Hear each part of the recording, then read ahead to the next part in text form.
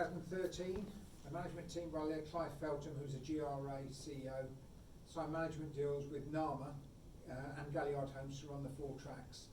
The leases are for Hall Green, Bellevue and Perry Bar to be renewed in 15 years, and 5-year deals for Wimbledon. Well, the bottom line is they weren't worth the paper they were written on. The other interesting aspect about this is that Galliard Homes didn't actually even own, didn't finance this themselves for the buying of the GRA. They borrowed the money from an organisation, an Irish government organisation called NAMA. So they basically bought Wimbledon Stadium with borrowed money and then set about knocking it down. 2014, the Wimbledon Park Residents Association commissions a planning report into the feasibility of building a 20,000-seater stadium and concludes that the site is unsuitable due to the planning risk. It also reminds Merton Council of its own 1996 report, which states the site is unsuitable for traffic issues without the construction of a new tram system. That's Merton Council themselves, but we do find that they have the ability to move the goalposts when it suited them. 2014, so we're coming to an end now, so a bit, just a chance for a bit of catch up in a second. 2014, over 300 Greyhound and Speedway supporters crammed into Oxford Town Hall to hear the council unanimously reject plans submitted by Galliard Homes to build 220 new homes on the site. The application fails on 8 separate grounds. Galliard appealed the decision. Councillor Catherine Hayburn of the Oxford East Conservative Association said, "The stadium is a community heritage asset and must be protected. I hope Galliard Homes now rethink its project and comes up with something that is both commercially viable and satisfies the needs of the local community." However, Galliards do not achieve their primary goal, which is persuading NAMA, the Irish National Asset Agency, who provide the funds to buy GRA, to back their football housing project for Wimbledon. The Galliard plan is in opposition to a project proposed by Pascal Taggart, which will see a new Greyhound stadium on the site. Sorry, I don't think I possibly misread that. They do, sorry, Galliard Homes do achieve their primary goal. So at that point, Galliard Homes persuaded NAMA that yes, we can build on Wimbledon because it's good business. Final night arrives in, sorry, we've got 20, no, sorry, this is a preempt to that. By now, 2015, Wimbledon is really struggling. Obviously, most of the trainers can see that there's no future to it. They're struggling to get dogs, they're struggling to put on meetings. Where 2016, they announced that there will be no Derby sponsor for the following year. And then in 2016, AFC Wimbledon announced that they intend to move on to the Greyhound Stadium site by the start of the 2018-2019 season. Their moves follow the decision of Government Minister Saeed Javid not to call in the plan passed by Merton Council to allow the building of 602 homes and a football stadium on the site. It was largely expected. 2016, August, Wimbledon Ground Stadium receives the last rites when London Mayor Sadiq Khan overturns Boris Johnson's objection and accepts Merton Council's plans to close the Greyhound track and replace it with a new football stadium and housing.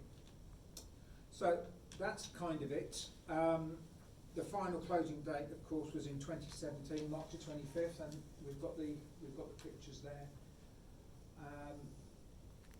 In all honesty, this was a funeral. This was people turning out on one last occasion.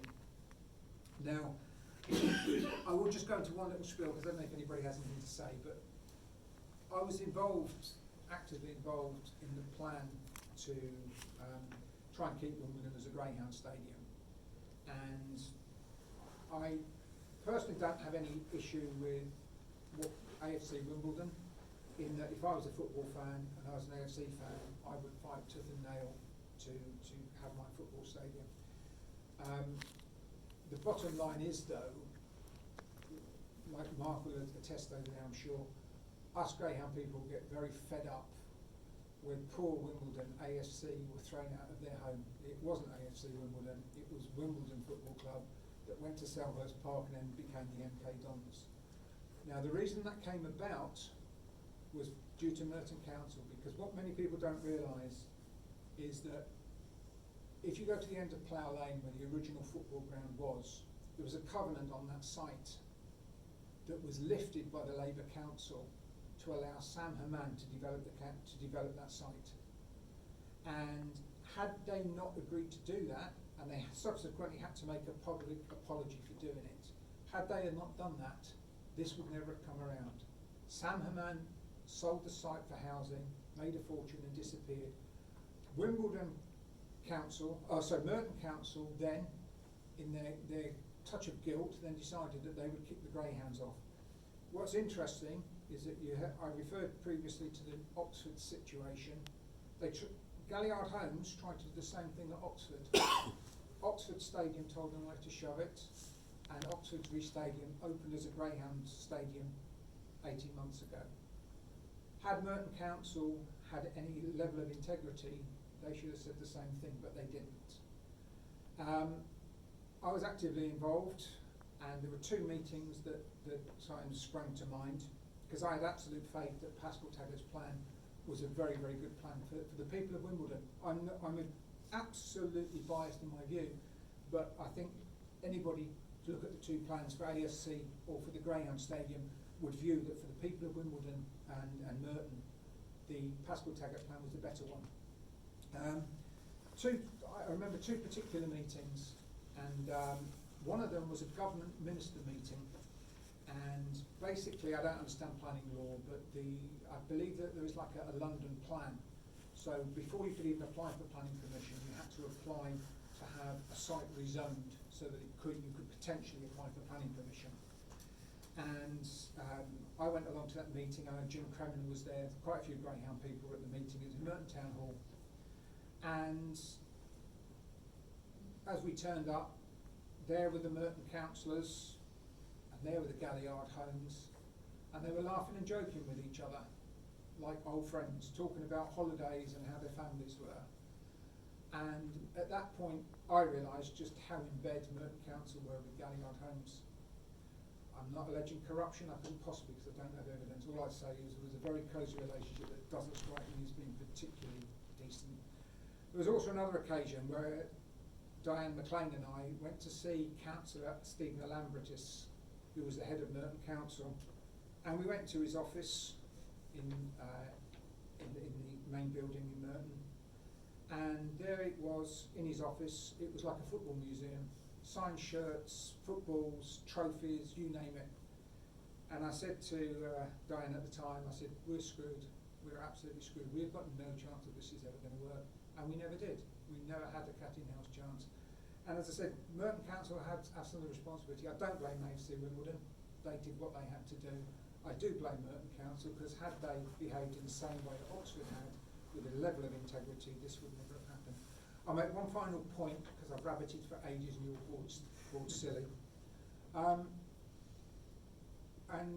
I realise that some of you are not particularly into greyhounds. You'll probably never talk about greyhounds after you've done this particular discussion. But just to put it into a greater context, I kind of described it as greyhound racing sliding doors moment. Everything changed for greyhound racing because of Adolf Hitler.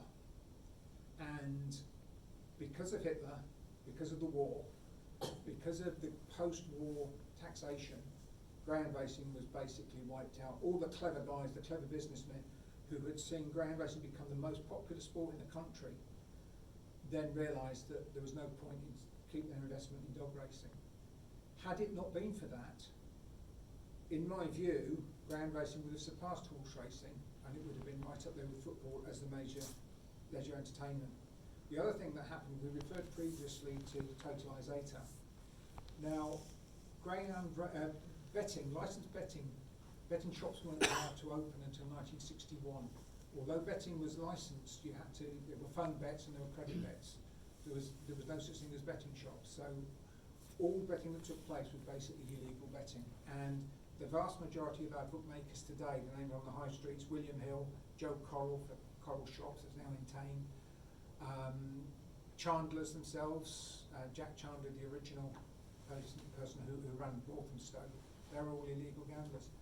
In my view, had greyhound racing not been set back, the tote monopoly system would have operated, because the greyhound tracks would have run their own tote systems.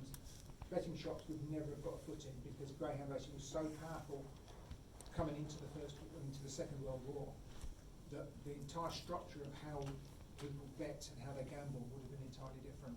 It didn't happen. Adolf Hitler buggered it up, but I think that would have made such a big change.